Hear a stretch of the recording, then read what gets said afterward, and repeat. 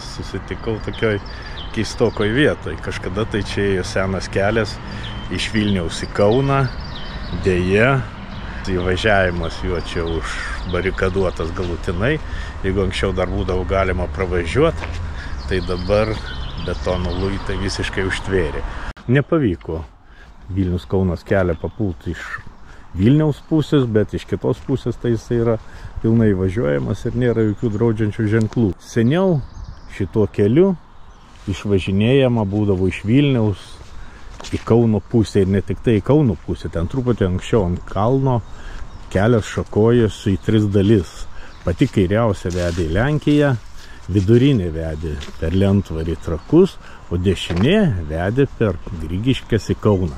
Tai ir mūsų tikslas šiandien yra pakalbėti apie Grigiškes, apie Grigorijų Kuricą, nuo kurio vardo ir kilo Grigiškių pavadinimas, ir visus tos techninius stebuklus, ne tik techninius ir ekonominius, kurios jisai sukūrė Grigiškėse. Čia mes matom patvenktą Vokės upę, kur prasidėjo Grigorijaus Kurico karjera. Nes jį grafai Tiškevičiai pakvietė, kad rekonstruoti fabriką. Tuo metu labai populiarėjo popieriaus gamyba, popieriaus poreikis augo. Čia viskas prieš kokį gerą 100 metų buvo. Ir Kurica viską čia sutvarkė, Tiškevičiai džiaugiasi, bet Kuricas, buvęs paskirtas valdytojų šito fabriko, ilgainiui jį išsinomavo, o po to, kai užsidirbo pinigų, nusprendė imtis Grigiškių. Tai praktiškai Grigiškių istorija prasidėjo štai čia. Žiūrint čia, Vokė atrodo ganėtinai vandeningas upelis, nors jisai išteka iš visai netoliese esančio Papio ežero, bet jeigu neužtvankant Merkio, kurią pastatė vėlgi tas pats Grigorijus Kuricas, tai čia upė šita būtų kaip mažas grevelis. Nes 90% Merkio vandens, Merkio Vokės kanalu yra nukreipiama būtent į Papio ežerą. O jau iš Papio ežero Vokė teka link Grigiškių.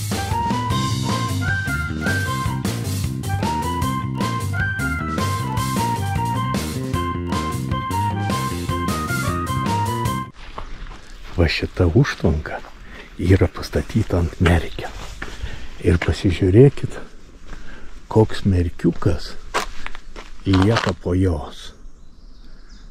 Šitoj vietoj 10% Merkio vandens tik tai lieka tekėti senąją vagą, o 90% vandens nukreipiama į Vokę.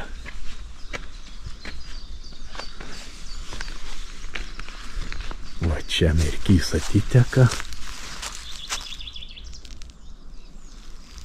Čia nuteka kažkiek, o didžioji vandens dalis nuteka į Merkio Vokės kanalą, kuris toliau 3 kilometrai eina iki Papio ežero, o iš Papio ežero išteka Vokė. Tai vat, kur matėm, ten prie tilto sustoja Vokė, vandeningą į upelį, tai nežinau, turbūt derėtų jį vadinti Merkiu, nes minimum 90% ten to upelio vandens yra Merkio vanduo.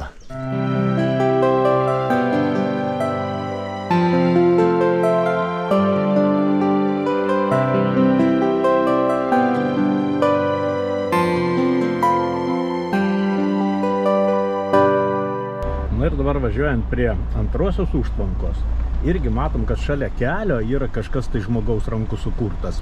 Tai negalima pavadinti kanalu, tai irgi galbūt vadintina būtų akveduku, nors jis nėra betoninis, bet jeigu kanalas tai yra iškastas žemėje gilyn, tai akvedukas yra virš žemės paviršiaus. Tai čia, išnaudojant, aišku, reljefą, panaudojant pylimus, irgi buvo supiltas į žemę toks akvedukas. Va, važiuojam mes išilgai, tiksliau lygiagreičiai tam buvusiam akvedukui iš grunto padarytam, ir važiuojam iki antrosios užtvankos per Vokę. O va čia dešiniai, matosi, mes važiuojam visiškai palei Vokę. Kam tie akvedukai reikalingi? Kanalai, akvedukai galvai dėl vieno paprasto dalyko, kada upė vingiuoja ir, sakykime, ištiesinus, nutiesus kanalą ar akveduką padarius, įsilygina tie visi vingiai ir per trumpesnį atstumą upė nukrenta tiek pat, nes vanduo visada teka žemyn ir dėl to trumpesniam atstume gauname didesnį nuolydį. O va tas nuolydis ir reikalingas, kad sukaupti energiją ir to nuolydžio dėka sukasi turbinos. Privati valda, bet pabandysim kažką tai pamatyti. Kanalą, kuris vėliau virsta tuo visiems žinomo akveduku prie Grigiškių ir jisai prasideda nuo antrosios užtvankos per Vokę. Na ir štai, nežiūrint, kad čia privati valda, pavyko atsidurti prie antrosios užtvankos per Vokės upę, kurią pastatė Grigorijus Kuresas, tam, kad galėtų trumpesniu keliu į Grigiškių popieriaus fabriką nukreipti vandenį.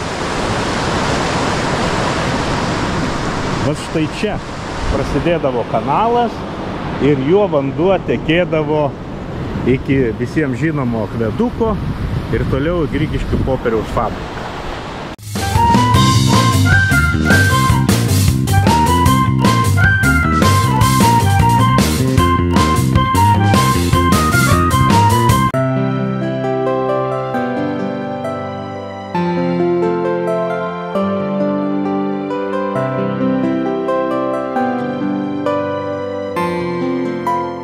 Dabar atvažiavau į tokią vietą visiškai šalia autostrados, bet jos važiuojant autostrada visai ir nesimato.